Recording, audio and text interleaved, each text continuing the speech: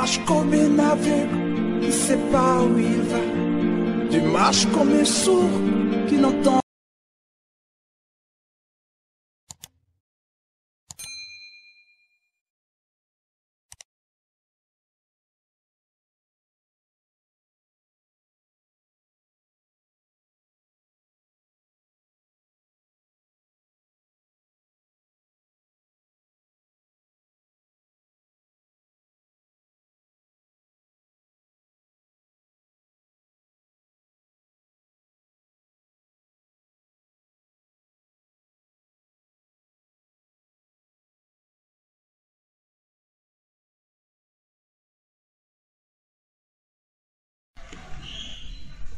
Alors j'ai compris par là que ce qui va amener ces différents dirigeants à mener la guerre, à se mener la guerre les uns contre les autres, ça sera ces esprits en forme de créneaux que j'avais vu dans cette vision en 2019, qui va également animer ces différents leaders, nos leaders et autres, pour influencer leur mental afin de les amener à combattre, à faire des guerres. Voilà, bien aimé. Et pour comprendre ce que je dis ici, je n'invente rien par rapport aux esprits de grenouilles. Pour les lecteurs de la Bible, vous pouvez lire Apocalypse 16, versets 13 à 14. Apocalypse 16, 13 à 14, vous allez retrouver ces esprits grenouilles dont je parle ici, ou crapauds dont je parle ici. Ainsi, bien aimé, par là, j'ai compris pourquoi l'apôtre Paul nous disait dans 1 Timothée 2, versets 1 à 2 ceci.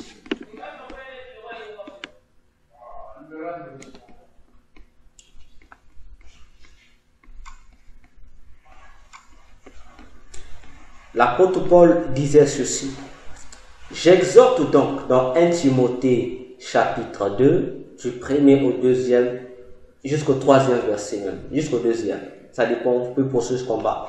Paul disait, j'exhorte donc, avant toute chose, à faire des prières, 1, des supplications, 2, des requêtes, 3, des actions de grâce, 4, pour tous les hommes, pour les rois et pour tous ceux qui sont élevés en dignité, afin que nous menions une vie paisible et tranquille, en toute piété et honnêteté.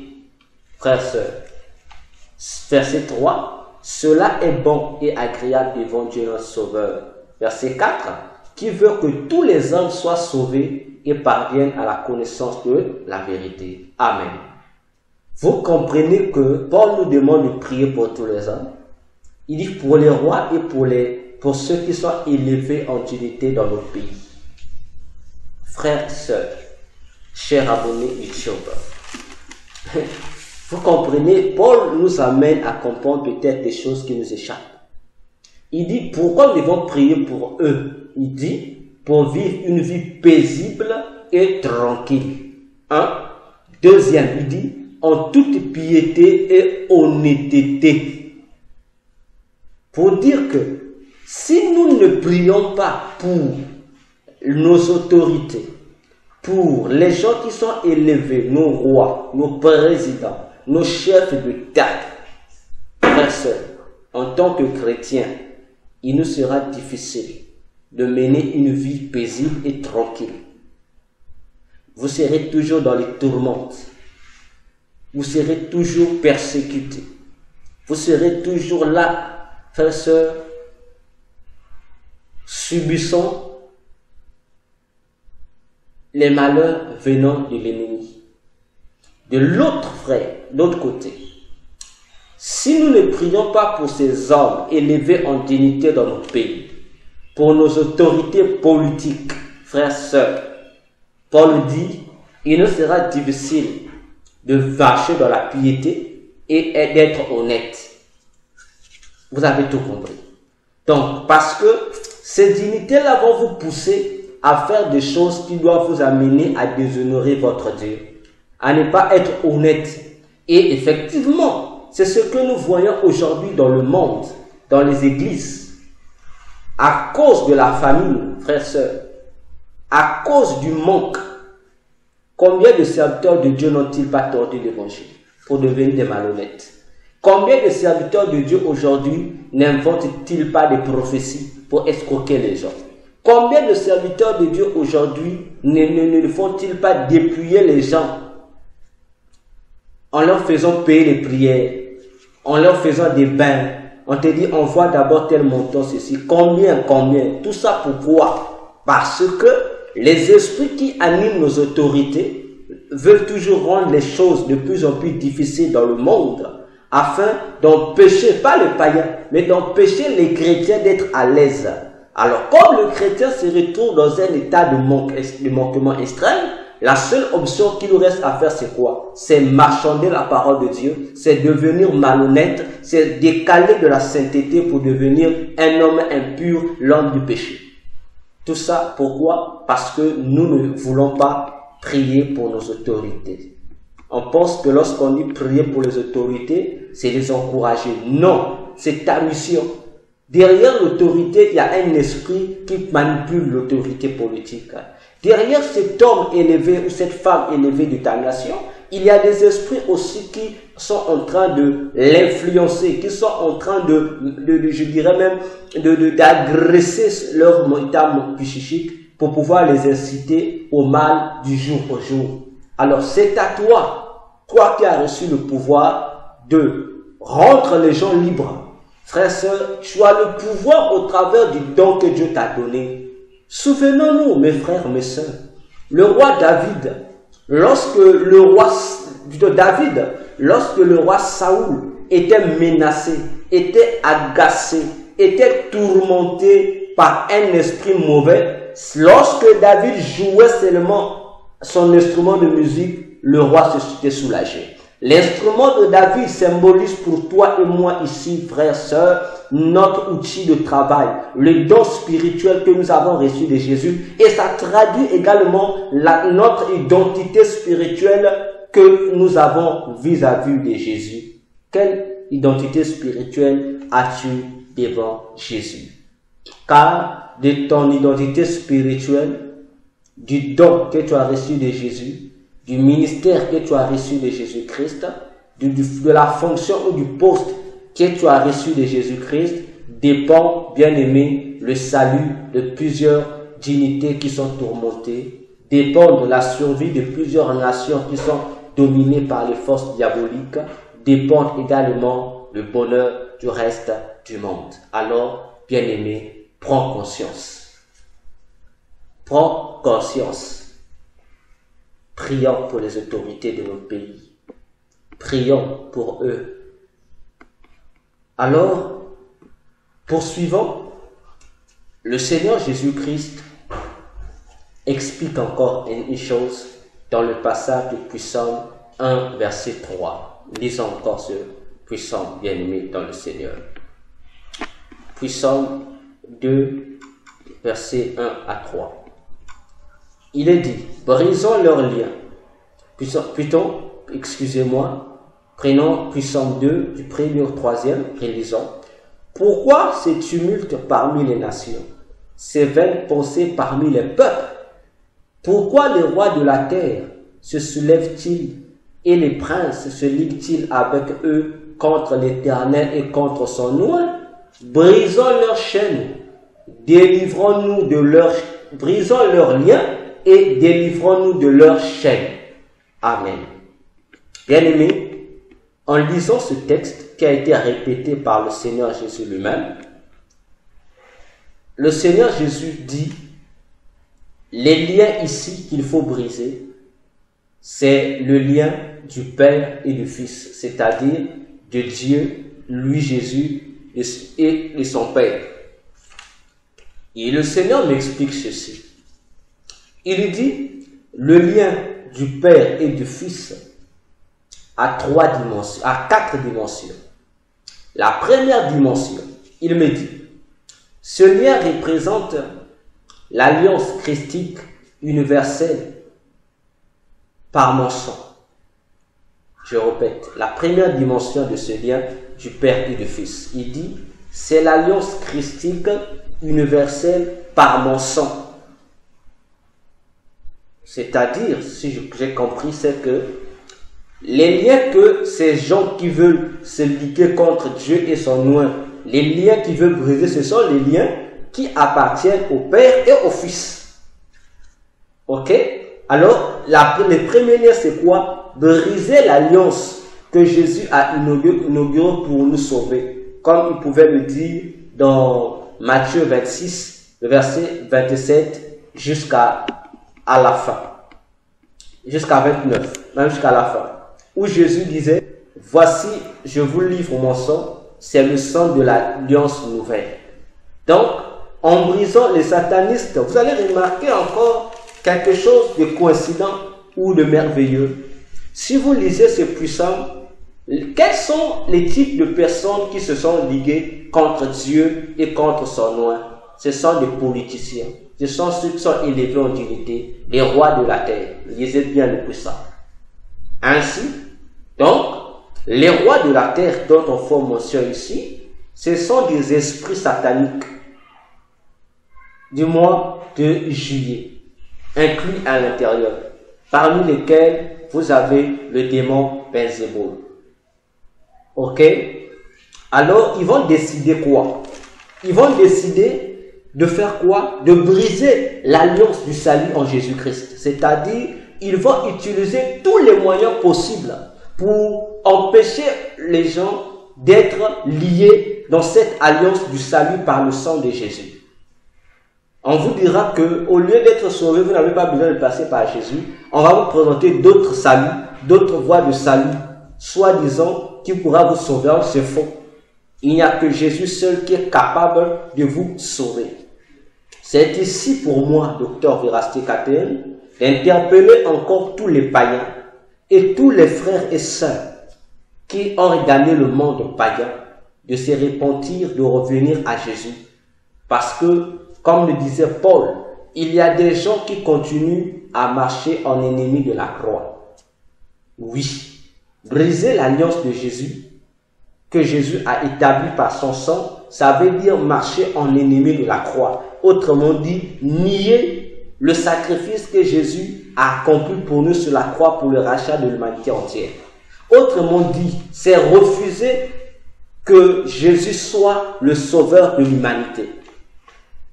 Voilà, bien aimés dans le Seigneur, les points, les missions.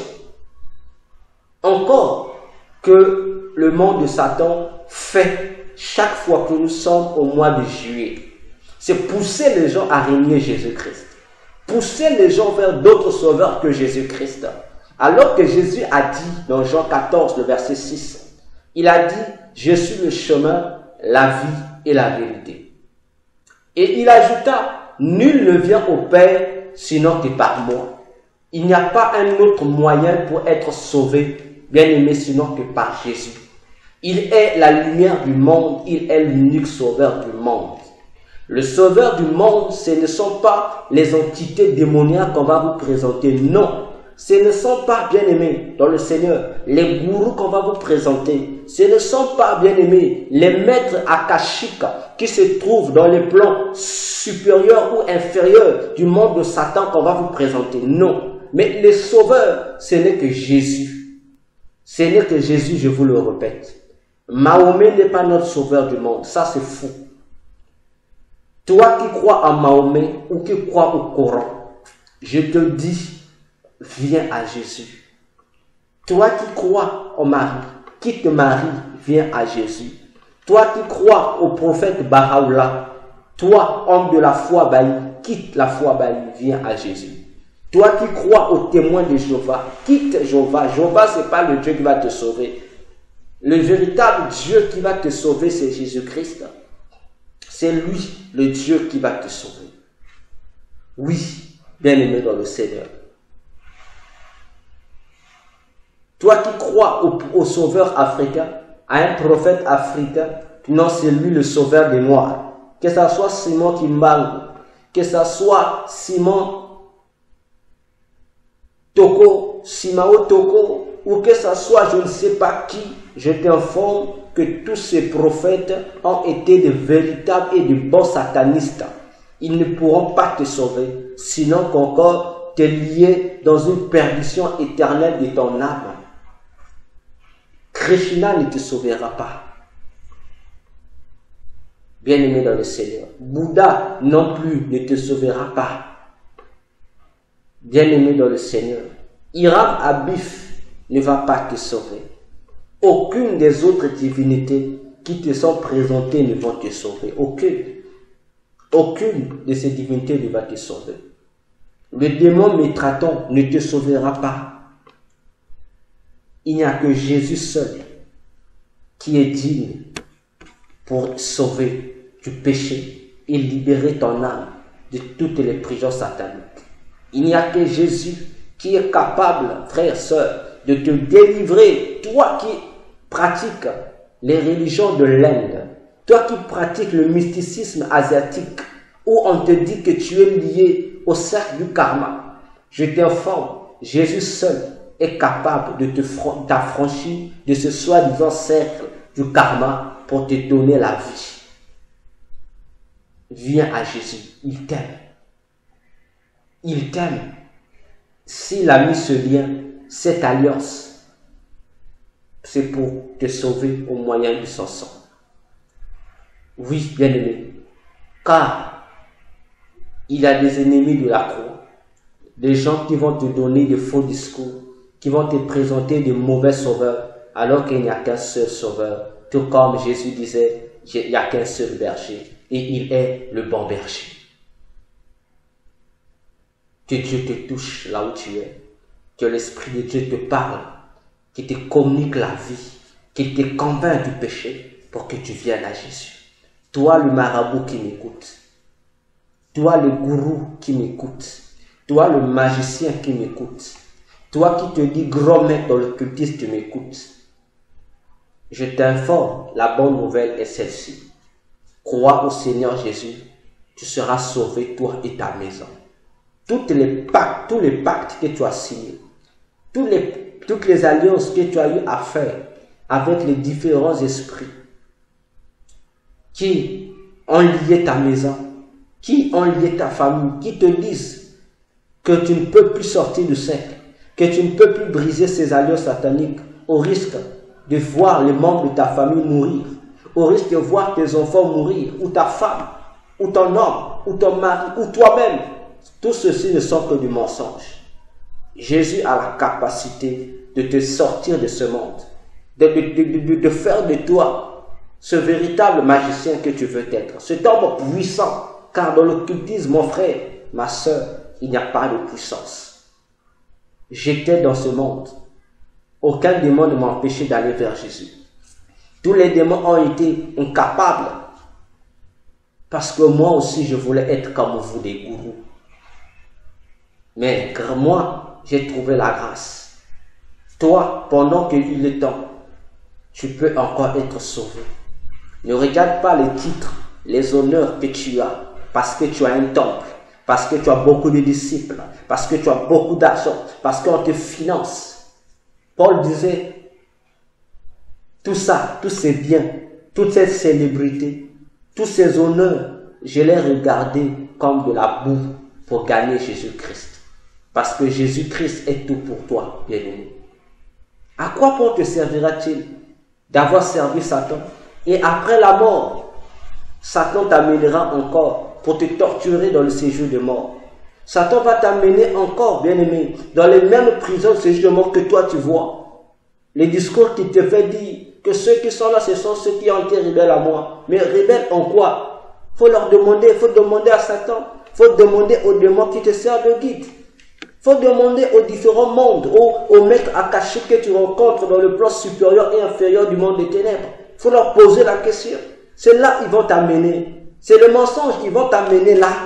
Les maîtres akashiques que tu rencontres, ce n'est pas Jésus. Ce ne sont ni les Moïse, ce sont ni les hommes. Ce sont que des démons qui se déguisent en prenant leur forme. Jusqu'à quand seras-tu incrédule, toi le magicien qui m'écoute? À quoi te servira-t-il de gagner le monde? Ensuite, perds ton âme. Toi et moi, nous connaissons le trou du feu qui se trouve dans le lieu souterrain. Nous connaissons ce trou-là.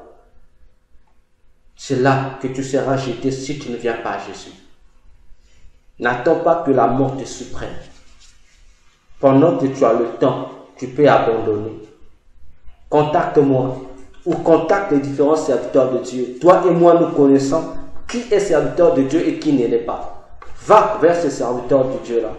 Va vers cet homme de Dieu devant lequel tu ne vois qu'une épée. Va vers lui. Cet homme de Dieu sur qui tu vois briller la lumière de Dieu. Va vers lui. Va vers cet homme de Dieu-là. Va vers lui. Il t'aidera, il te montrera comment faire pour te débarrasser de tous les bagages occultes que tu as. Je t'apprends, peut-être qu'on te dit par ces démons que le fait que tu as vendu ton âme à Satan, par les divers rituels que tu as fait, que tu ne peux plus être sauvé. Je te dis, c'est un mensonge. Même si tu as vendu ton âme à Satan, je t'informe que le salut de Jésus est toujours disponible pour toi. Parce que dans Actes des Apôtres 19, ceux qui ont fait la magie comme toi et comme moi, ils sont venus se confesser, ils ont amené leurs œuvres magiques, ont été brûlées et ils ont été sauvés. Mais si eux ont été sauvés, moi qui te parle, je suis également une preuve vivante, j'ai été sauvé. Mais combien a plus forte raison toi? Combien a plus forte raison toi? Mon frère, ma soeur, sorcier, occultiste, magicien, grand maître, je te fais cet appel. Jésus t'aime. Viens à lui. Viens te sauver. Pour sauver ton âme. Alors, bien-aimés dans le Seigneur, la deuxième dimension de ces liens, Jésus dit, c'est l'alliance divine personnelle entre Dieu et ses serviteurs. J'ai compris que, en dehors de l'alliance universelle que Jésus a établie par sa mort sur la croix, que entre Dieu et le serviteur, il y a aussi une alliance que Dieu tisse de manière intime, de manière personnelle, qui n'a rien à voir avec l'alliance universelle des enfants de Dieu. Cette alliance, c'est par rapport à la mission que le serviteur doit exécuter pour Dieu. Voilà, bien-aimés dans le Seigneur, ces choses-là, c'est comme un contrat lié au travail avec Dieu. Ainsi, comme le monde satanique, politique satanique veut briser ces alliances qui réunissent les serviteurs de Dieu à leur Dieu par rapport à leur mission, cela signifie qu'ils vont mettre en place des outils qui vont faire que les serviteurs de Dieu puissent quitter l'alliance de Dieu pour aller contracter d'autres alliances démoniaques, d'autres alliances de Satan. Et c'est ce que le monde satanique fait et continuera à faire. Et c'est ce qui est développé au mois de juillet, cette conquête des serviteurs de Dieu. Je vous apprends, Satan vient à la conquête des serviteurs de Dieu. Ils sont là, ils ont reçu cette mission-là. Et puisque au mois de juillet, ils vont encore développer ça. Comment gagner les serviteurs qui travaillent pour Dieu pour travailler désormais avec Satan. Ils vont vous déloger du contrat que vous avez avec Dieu pour vous introduire dans le contrat avec Satan.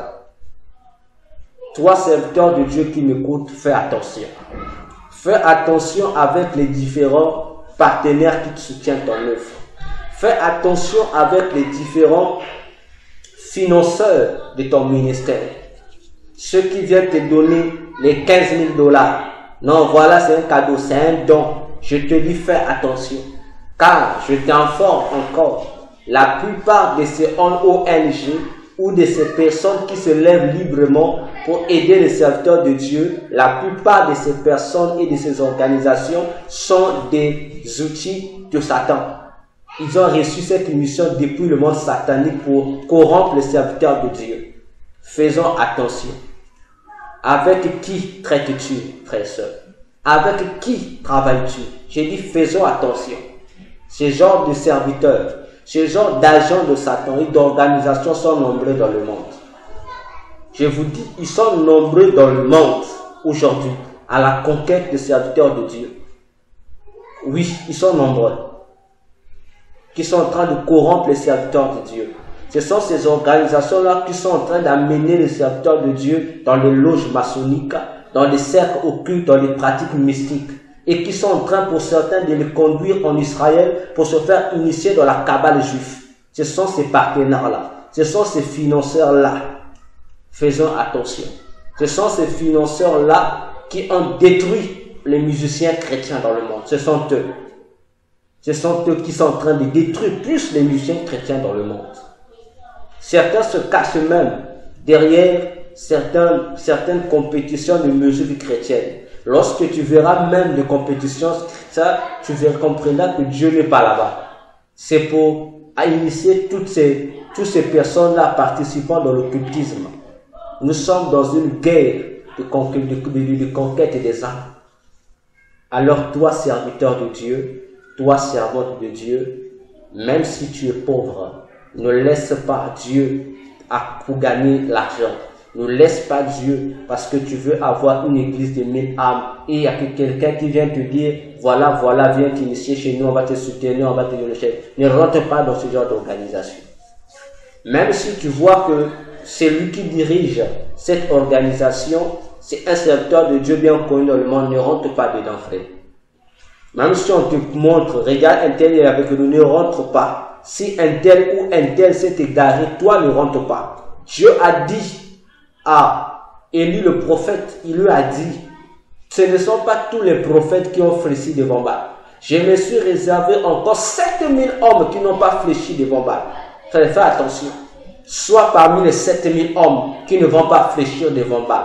Soit parmi les 7000 hommes qui ne vont pas corrompre le ministère que Dieu leur a donné pour fléchir devant Baal. Non, bien-aimé, garde ta dignité. Même dans la pauvreté, dans la souffrance, bien-aimé, dans le manquement, Paul a dit, je ne vois pas qu'est-ce qui peut me séparer de Jésus. Il n'a pas vu.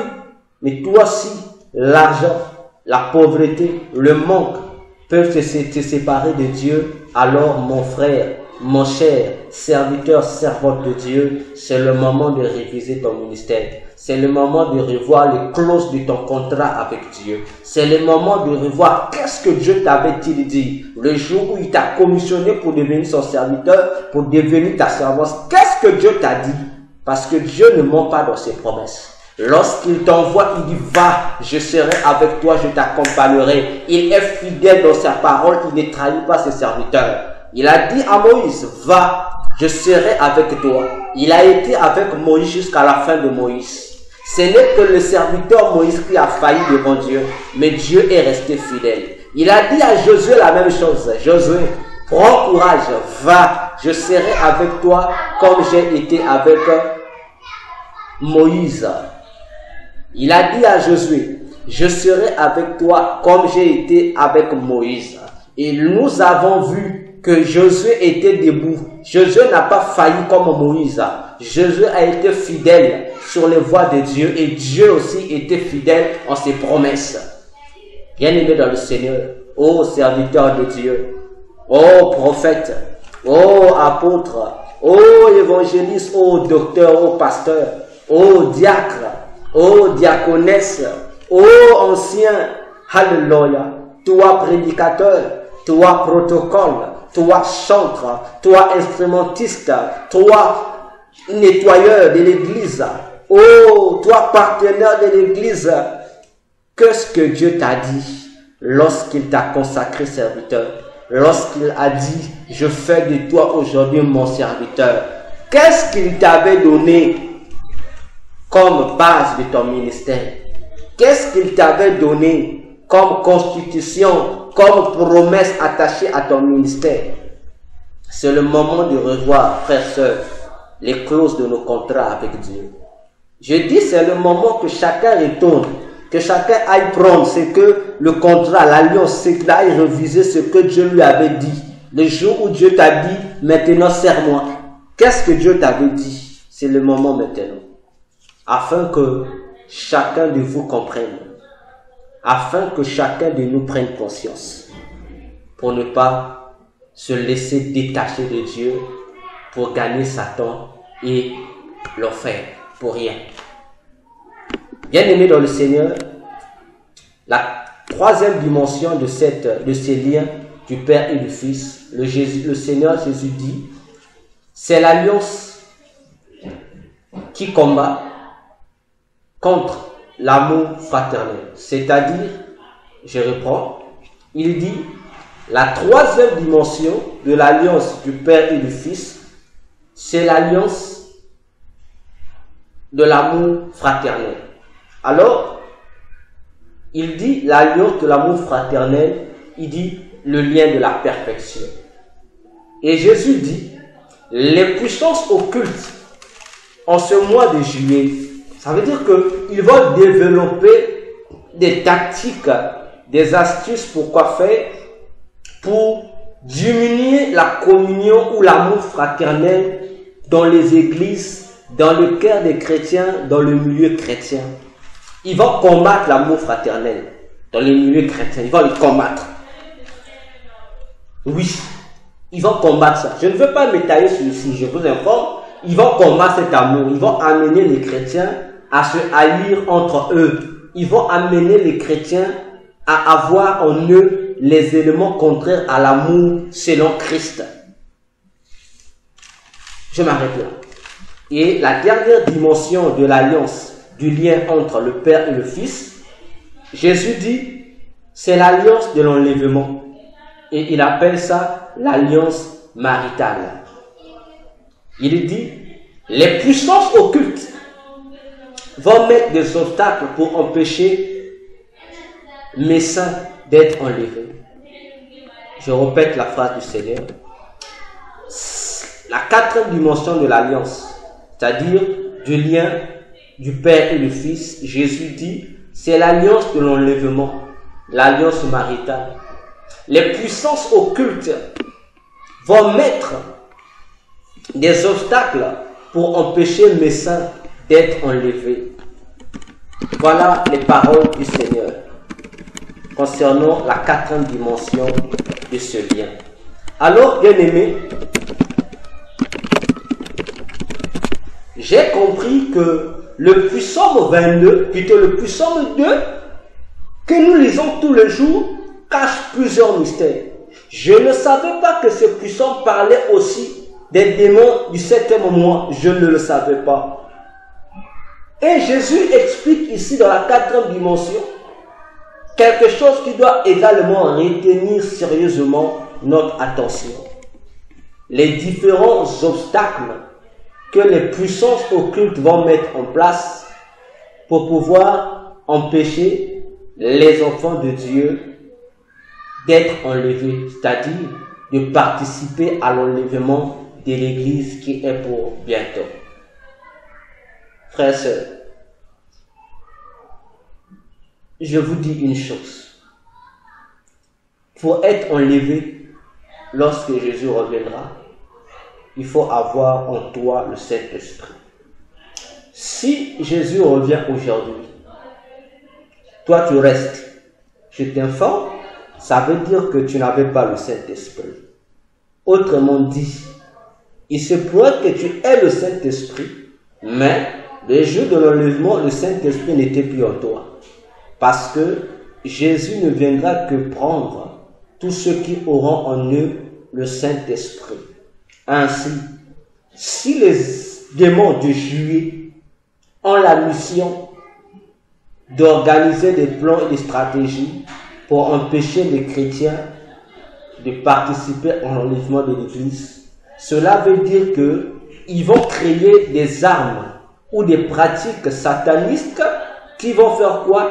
Qui vont amener le Saint-Esprit qui est en nous à être triste et à se teindre. Une fois que le Saint-Esprit se teint en toi, ça veut dire qu'il te quitte. Jusqu'au jour où tu vas prendre conscience de te repentir pour que l'Esprit de Dieu revienne en toi. Ainsi je dis, ces stratégies qu'ils vont mettre, ni toi ni moi, nous ne connaissons pas ces stratégies. Ainsi, veillons, bien-aimés, sur notre marche. N'attristons pas le Saint-Esprit de Dieu. Je répète, veille sur ta conduite dans la société. Veille sur ta conduite dans le milieu professionnel. Veille sur ta conduite, bien-aimé, dans ta maison. Veille sur ta conduite dans ton quartier. Attention, l'ennemi te guette, il te voit. Peut-être que tu ne connais pas les différents agents que Satan va mettre autour de nous, autour de toi, autour de moi, autour de nos frères chrétiens dans le monde, afin de nous divertir, afin de nous séduire dans ces pratiques néfastes qui vont attrister le Saint-Esprit. Satan, c'est un bon fabricant. Il sait comment emballer le péché, comment emballer le péché de sorte à présenter ce péché sous nos yeux comme étant quelque chose de bien. Frère, sœur, je te réveille encore spirituellement. Comme disait Paul, réveille-toi au nom de Jésus, sois éclairé. Parce que si le Seigneur m'avait détaillé les différentes stratégies, je vous le partagerai. Je ne peux que vous dire ce que le Seigneur m'a dit et non ajouter ou retrancher. Voilà, bien-aimés, les 4 dimensions des liens du Père et du Fils que les agents de Satan vont combattre dans ce 7e mois également.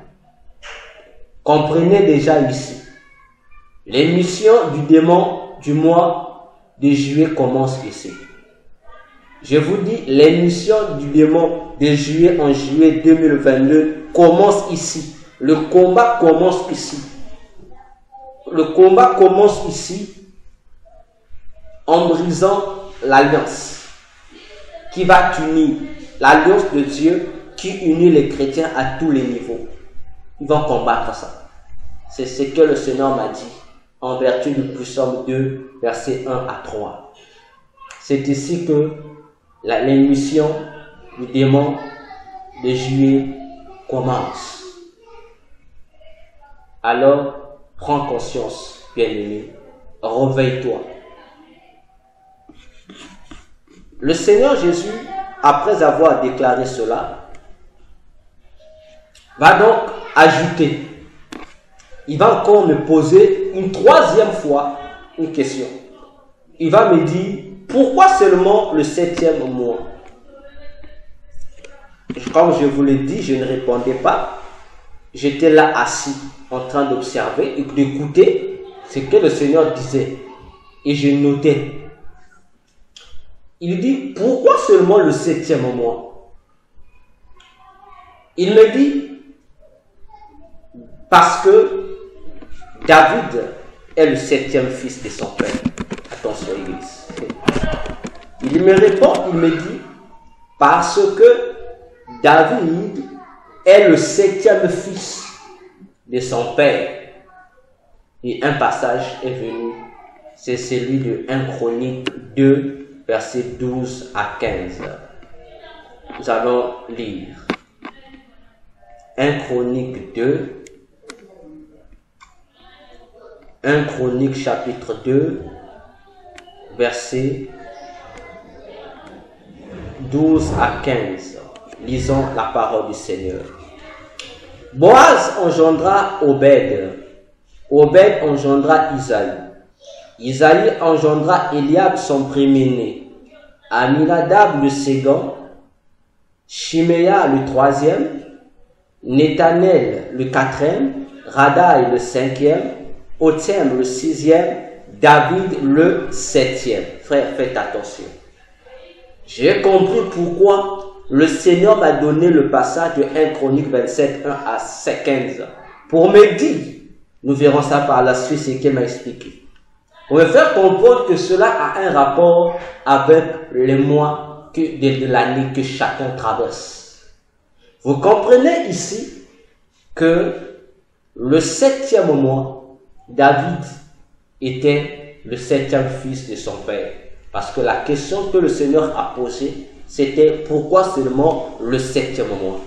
La réponse, parce que, première réponse du Seigneur, parce que David est le 7e fils de son père. Deuxième réponse de Jésus. Je dis David est le 7e fils de son père. Sûrement, tu vous poserez la question. Mais qu'est-ce que ça veut dire? Attention, Église. Attention. Comme me dit toujours un serviteur de Dieu, le pasteur Yves Adjani, en Allemagne, qui dit: chaque mot qui sort de la bouche du Seigneur, cache un mystère. L'homme de Dieu, c'est effectivement ça. Voyez, le Seigneur se limite là. Il dit, parce que David est le 7e fils de son père. Le Seigneur s'arrête là. Moi à mon tour, vous et moi à notre tour plutôt, c'est à nous que revient la tâche de sonder, de comprendre ce que le Seigneur voulait dire en disant, c'est parce que David est le 7e fils de son père. Ce qui veut dire pour moi que le démon du mois du 7e mois ne va combattre David que parce qu'il est le 7e fils de son père. Et en amont, dans les révélations précédentes, on nous a détaillé qui est David. Alors à chacun de nous de remplacer chaque valeur par son binôme pour comprendre le message prophétique du Seigneur. De ma part, je vous remets à l'étude de cette étude. Étudiez également chez vous à la maison. Trouvez des réponses. Nous allons nous partager ça ensemble. Donc c'est un devoir que je donne à tous. C'est lui qui a la réponse. Bien-aimé dans le Seigneur, envoie-moi ta réponse sur WhatsApp. Envoyez une réponse et ensemble, ou encore, si tu m'envoies sur WhatsApp l'audio, je vais le repartager sur YouTube pour que les autres puissent en bénéficier. Si également, tu peux répondre sur les commentaires, ça fera également du bien. Et je te remets à toi qui me suis maintenant de faire ton devoir. Pourquoi? Parce que David est le 7e fils de son père. Quel rapport avec les démons du 7e mois? À toi de réfléchir.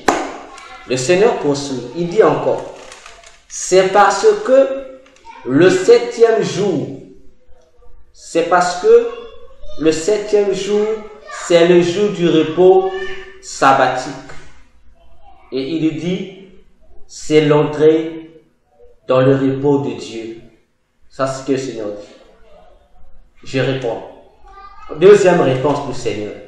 Parce que le 7e jour, c'est le jour du repos sabbatique. L'entrée dans le repos de Dieu. C'est que le Seigneur a déclaré. À nous maintenant de développer. Le Seigneur répond. Le Seigneur répond encore. Il me dit, c'est parce que au jour de Noé, l'arche s'arrêta sur le mont Ararat au 7e mois, alors que les eaux s'apaisaient. Je reprends. Troisième réponse de Jésus. Il dit, c'est parce que au jour de Noé, l'arche s'arrêta sur le mont Ararat au 7e mois, pendant que les eaux s'apaisaient. Le Seigneur s'arrête là. Troisième réponse. Le Seigneur dit, plutôt quatrième réponse, il dit, ça c'est le Seigneur qui dit, il dit, les 12 mois de l'année sont aussi prophétiquement la guerre entre les 12 fils de Jacob et les 12 fils d'Ismaël. Je reprends. Le Seigneur donne une réponse. Il dit, c'est parce que les 12 mois de l'année sont aussi prophétiquement la guerre entre les 12 fils de Jacob et les 12 fils d'Ismaël. Et le Seigneur me dit, oh Dieu merveilleux. Bien-aimé, cherche la profondeur avec Dieu. Cherche à être dans l'intimité avec Jésus. Voyez, lorsque je vous parle, je suis dans la joie. Parce que ça me donne de l'émotion. Ça me fait repenser lorsque tu entends la voix du Seigneur t'expliquer ces choses-là. Oh, que Dieu soit béni. Je suis dans la joie parce que ça me donne les mêmes ailes. Il dit, le Seigneur dit, il me dit, Il dit, les 12 fils d'Ismaël, il dit, c'est l'empire. Il dit, les 12 fils d'Ismaël, il est dit, sont l'empire romain. Le Seigneur s'arrête là. Je reprends pour une meilleure compréhension. Le Seigneur dit, c'est parce que les 12 mois de l'année sont aussi prophétiquement la guerre entre les 12 fils de Jacob et les 12 fils d'Ismaël. Et Jésus ajoute, il dit, les 12 fils d'Ismaël sont l'empire romain. Jésus s'arrête là. Alors, bien-aimé, à la question de Jésus, pourquoi seulement le 7e mois? Voilà les réponses que Jésus donne. Je sais que là où vous êtes, sur cette unième réponse de Jésus, ça vous laisse perplexe, ça vous laisse dans le trouble. Vous vous posez mille et une questions. Comment les 12 fils d'Ismaël sont-ils l'empire romain? Moi aussi, pendant que le Seigneur parlait, je me suis posé la même question au fond de moi. Comment? Amen. Voilà, bien-aimé, comment Dieu fait les choses. Ainsi, nous allons nous retrouver dans le prochain numéro où, par la grâce de Dieu, je vais vous démontrer cela. Ce que le Seigneur expliquait, cette équation. Les 12 fils d'Ismaël, nous tombons à l'Empire romain. Comment? À nous retrouver dans notre prochaine séance, notre prochaine émission. Que Dieu vous bénisse. Notre prochaine émission, nous allons le faire de suite, juste dans quelques instants. Cliquez et vous trouverez dans la suite de cette émission. Pendant que nous allons prendre une petite pause, nous allons nous retrouver. Maintenant, après les prières, après le culte, je reviendrai vers vous pour poursuivre l'émission. Que Dieu vous bénisse. Likez la vidéo, partagez la vidéo. Si vous avez des questions, n'hésitez pas à nous les poser. Vous avez des préoccupations, des prières et autres. Nous sommes là. Vous voulez être formé dans votre ministère, peu importe le ministère que vous exercez. Je suis là pour vous donner un coup de main, pour vous aider. Vous également, vous avez besoin de suivi spirituel. Nous sommes là à votre disposition pour faire l'œuvre du Seigneur. Pour ma part, je vous dis merci de l'attention que vous avez accordée. Cela montre que vous nous aimez, pour nous avoir écoutés. Que Dieu vous bénisse, qu'il vous prépare déjà pour la prise en possession spirituelle et en charge de ce mois de juillet. Que Dieu vous bénisse. À bientôt. Bye bye. C'était moi, votre humble serviteur, le docteur Véracité KTN. Merci. Que Dieu vous bénisse.